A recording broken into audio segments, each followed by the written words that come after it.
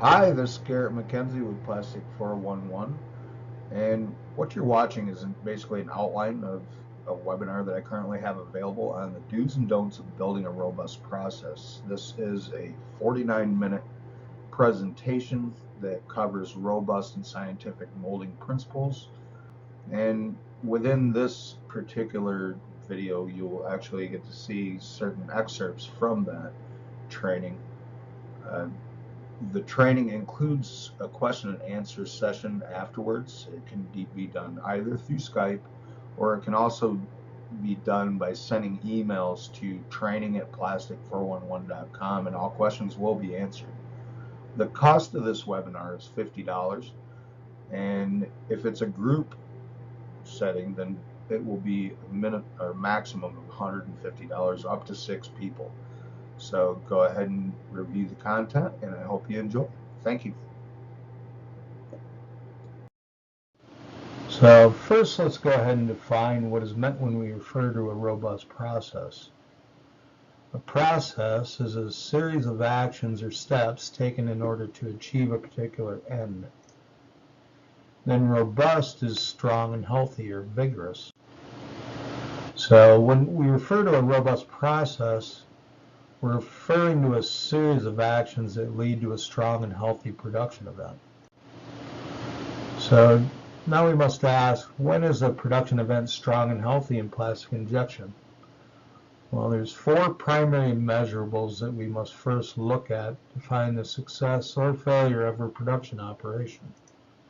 The first would be efficiency, the state of achieving maximum productivity with minimum wasted effort or expense. We also have downtime, which is mold changes, color changes, maintenance events planned or unplanned, and also poor planning and scheduling. In addition, we have yield. That's going to be the total parts produced after scrap, which also affects efficiency. And then, of course, we have quality. And here we're going to be talking about molded in quality, because we don't want to confuse that with sorted in quality. So the next question would be, what are the steps? Well, this is where we need to not put the cart before the horse. We need to outline the steps, and we must first establish the engineering phases that occur before a job is actually turned over to production. Those phases are mold design, tool building, press setup, process development and optimization, and also very important, process control. So these phases are all critical components of a robust process. Poor handling of any phase affects our ability to build strength into our end result. So let's break each phase down and analyze what each needs to accomplish. My primary focus will be on the processing side, but I will briefly touch on design and building. So in a nutshell, a robust process has been validated as profitable and repeatable. Now, the general process validation rule that I follow is whenever I get a process and it's running 100% efficient, 0 to 1.5% scrap, and high yield, at that point I record all data. And by repeatable, what we're talking about is that you need to be able to run that, set up that process and run it over and over. And every time that you run it, you get a quick start and high productivity. So following validation, you're going to do a snapshot of sorts through process recording of all setting and monitoring actuals. This is what's going to help to assure that the next time the press is set up, the process can be repeated. It also develops a standard of recordable data that can be compared historically, which helps to identify changes within the core molding system. The more care we put into documenting every recordable condition from a previously successful run, the easier it becomes to repeat that process. So this would be one of our most important studies. It's the gate seal study, also called gate freeze, and we're establishing hold time. As you see, they've recorded 10 data points and times ranging from 10 to 19 seconds. Now, what's important to note is there's a fluctuation in the weight as you increase hold time, and what you do is you keep adding a second, so 10, 11, 12, 13, 14, 15, 16, 17. And if you look between 16 and 17, the part weight has stabilized. What that tells you is that at 16 seconds, that is when gate seal is actually being established. So you would set your hold time at 16, and then you know that that portion of your process has been standardized. So the key to any successful molding operation is recording all data that's available when the process is producing minimal to low scrap and is running at optimum efficiencies. By replicating these variables at machine start, you assure that you're repeating your previous run. So here are factors available that can be used to monitor your process. These are your process monitoring variables. So now we're going to go into process optimization. As we all know, lean manufacturing is a primary driver of profitability, and without lean, organizations find that their operations are sluggish and ineffective.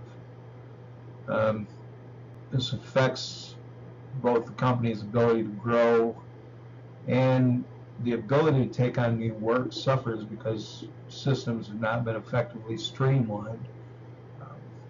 If you can't control the workload that you have, it's impossible to take on more work.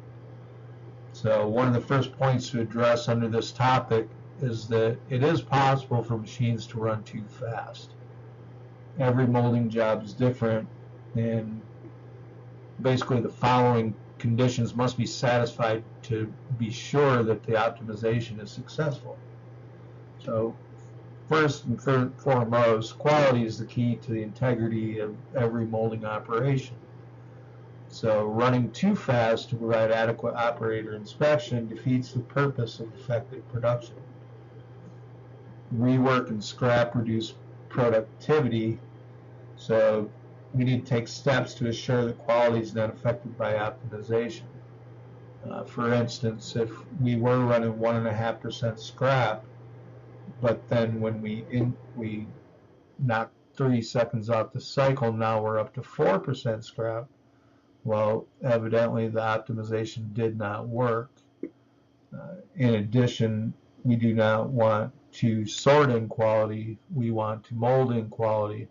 So if parts are being rejected by quality and having to be reworked because we made an optimization change, well, once again, we've shot ourselves in the foot.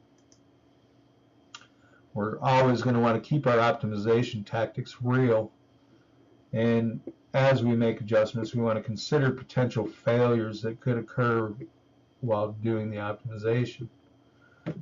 For instance, knocking 10 cents off a job molding nylon parts would be great, but we're going to have to remember that a lower cooling time increases our shrinkage, and it could potentially throw parts out of spec dimensionally.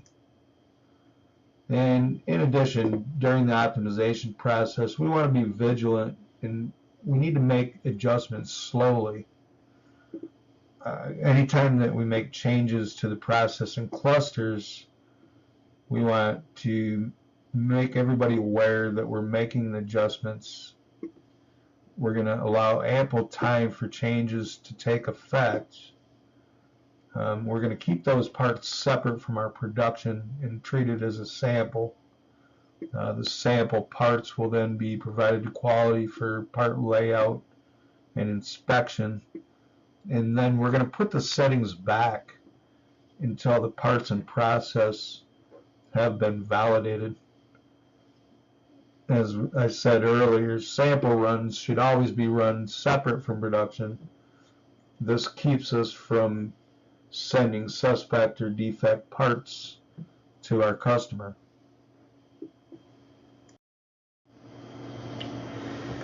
In closing, lean manufacturing requires continuous improvement and maximized efficiencies. When cycle optimization is complete, the resulting process will produce the highest yield, minimum to zero scrap, and minimum downtime events. It's important to remember that a true processing regimen continuously evolves, improving upon itself. We're always looking at our process and trying to figure out if there's other things we can do to optimize and improve upon the processes that we develop.